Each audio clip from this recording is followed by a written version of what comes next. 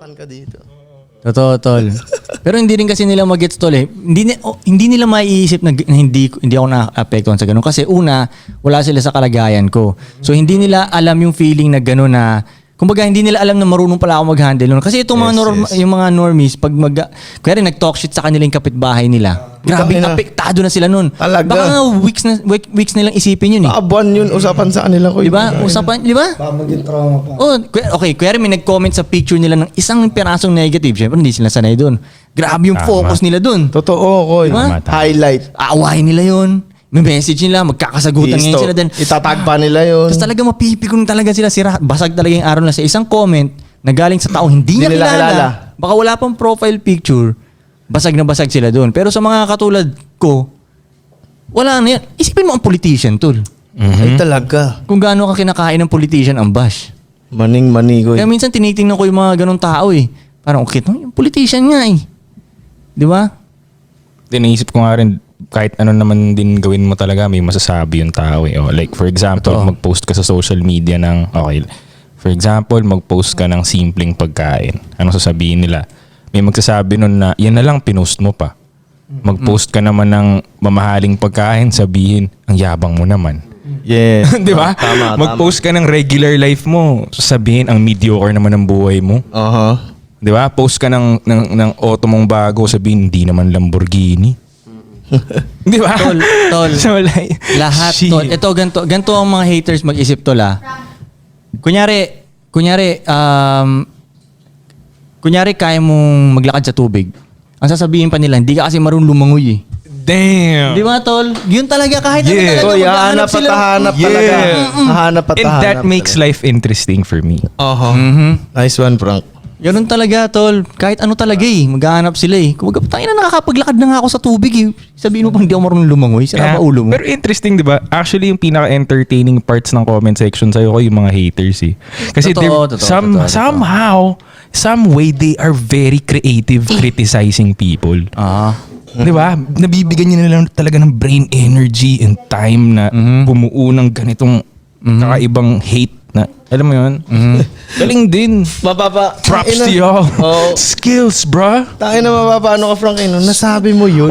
Nahanap mo pa yung butas na yun. Ang galing ah.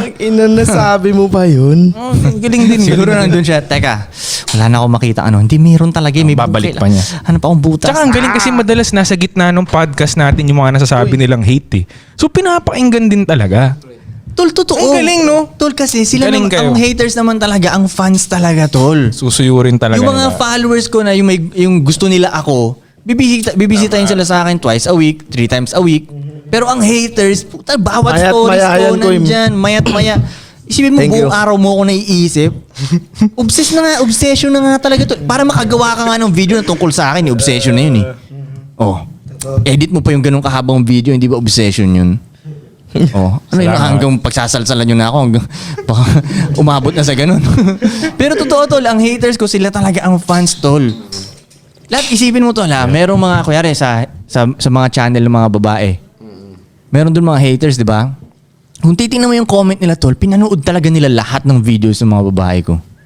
Pinanood hanggang kaduluduluhan ng video. Nice Hindi yung ini-skip nila. Nice one, Koy. Memorize nila yung details ng videos. So, sino ba talaga ang fans, di ba? Sila talaga ang fans eh. Salamat doon. Yeah, sabagay, salamat talaga sa inyo, no? Nagiging exciting, di ba, no? Tsaka tangina, Koy. Yung iba nga, kakahit lang sa'yo, nagkaroon ng diskarte. Gawa ng YouTube channel, gawa ng content, Facebook page. Tangina, nagka-diskarte ka pa. Actually, tol, bandang huli talaga, tol. Si Bugoy na Koy, kaya mong gawaan ng pera si Bugoy na Koy. Fans, gusto mo man ako o ayaw mo ako, pwede kang magkapera sa akin. So, blessing nga ako. Sa totoo lang, ganun ko isipin yun eh. Di ba?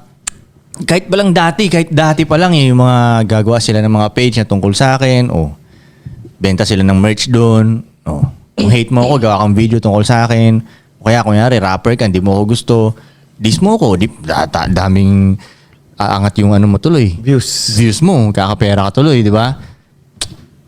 Ang dapat ang tawag nyo sa akin, Bugoy na Blessings eh. Bugoy na Blessing.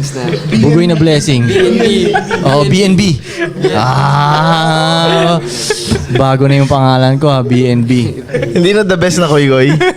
Pwede rin yun, the best na Koy. Okay din yung Bugoy na Blessing. Bagoy na blessings. Kasi tol, okay, isipin mo yung nag-hate sa akin tol, di ba? Isipin mo kung yung hindi niya ako pagbubuhusan ng time mag-hate. Anong gagawin niya buong araw?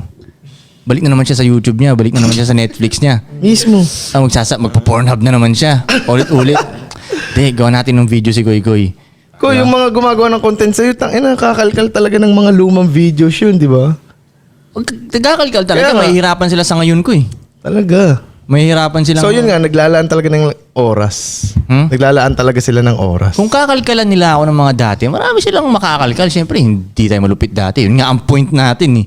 Ang point nga natin ay progress eh, di ba? Yes. Kahit ako naman, pagtatawanan ko yung dati ko eh.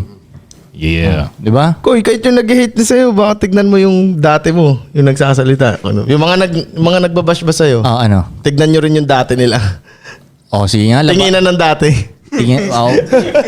Labasan nga tayo ng picture nung elementary. Basta tol, masaya. Masaya. Masaya talaga.